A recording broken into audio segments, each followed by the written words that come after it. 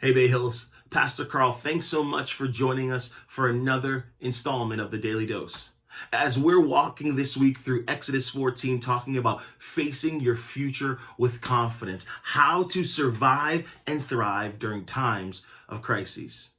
Now, have you ever been going through a season where not only do you feel alone, but you feel like everyone is against you?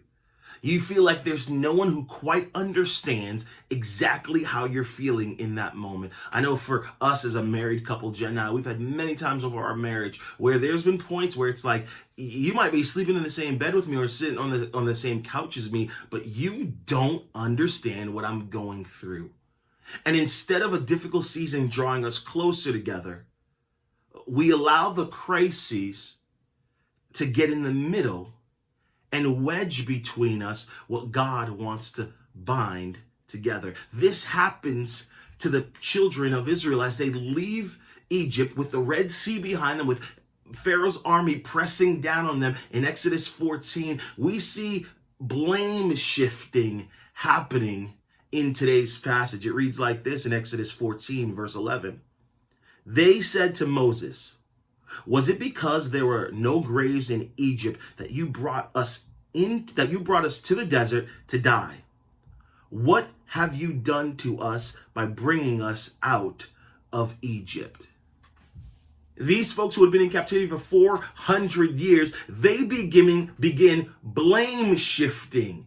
They see a problem, they see an unknown future, and now they say, Moses, why'd you ever free us from slavery? Why'd you ever free us from bondage? We would have rather have died in Egypt than out here in the desert. See, some of us, all of us actually, at times, we rather die in the past that we know than struggle in the future that God has for us.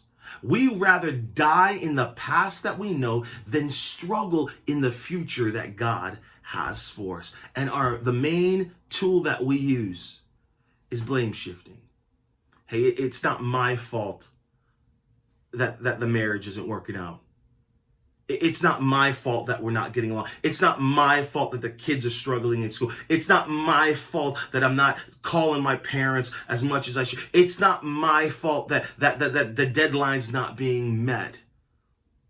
I just wish I could just go back to the way it was. But what if instead of blame shifting, today you decided to take responsibility? Take responsibility for your future by saying, God, I trust you, I know you, and I believe that my future is bright. I believe my future is purpose because you've already gone ahead of me, and I will not return to the past. Instead, I will walk confidently into my future. And those that stand next to me, particularly my kids, my spouse, my friends, my small group, I will look to them for encouragement rather than pointing blame, knowing that our future is bright because of the God that we serve. I challenge you, trust him, walk with him. He cares for you, he sees you. Be well.